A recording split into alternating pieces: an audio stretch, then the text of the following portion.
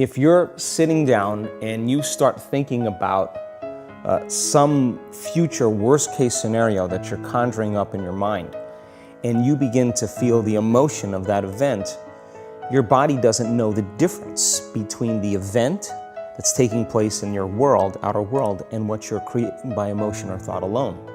So most people then, they're constantly reaffirming their emotional states. So when it comes time to give up that emotion, they can say, I really want to do it, but really the body is stronger than the mind because it's been conditioned that way. So the servant now has become the master. And the person all of a sudden, once they step into that unknown, they'd rather feel guilt and suffering because at least they can predict it. Being in the unknown is a scary place for most people because the unknown is uncertain. People say to me, well, I can't predict my future. I'm in the unknown, and I always say the best way to predict your future is to create it. Not from the known, but from the unknown. What thoughts do you want to fire and wire in your brain? What behaviors do you want to demonstrate in one day? The act of rehearsing them mentally, closing your eyes, and rehearsing the action. Rehearsing the reaction of what you want, or the action? Yeah, the action of what you want. By closing your eyes and mentally rehearsing some action. If you're truly present, the brain does not know the difference between what you're imaging and what you're experiencing in 3D world. So then you begin to install the neurological hardware in your brain to look like the event has already occurred. Now, your brain is no longer a record of the past. Now it's a map to the future.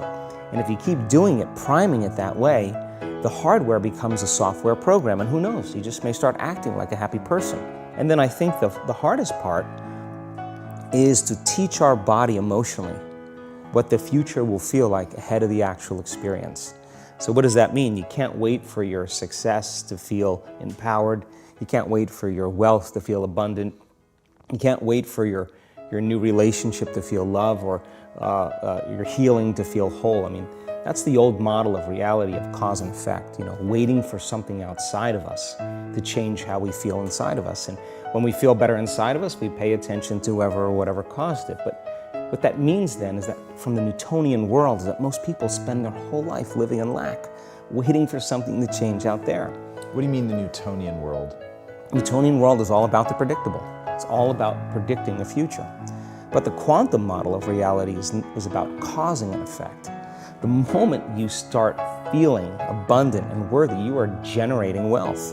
The moment you're empowered and feel it, you're beginning to step towards your success. The moment you start feeling whole, your healing begins. And when you love yourself and you love all of life, you'll create an equal. And now you're causing an effect. And I think that's the difference between living as a victim in your world, saying, I am this way because of this person or that thing or this experience. They made me think and feel this way. When you switch that around, you become a creator of your world, and you start saying, my thinking and my feeling is changing an outcome in my life. And now that's a whole different game, and we start believing more that we're creators of reality.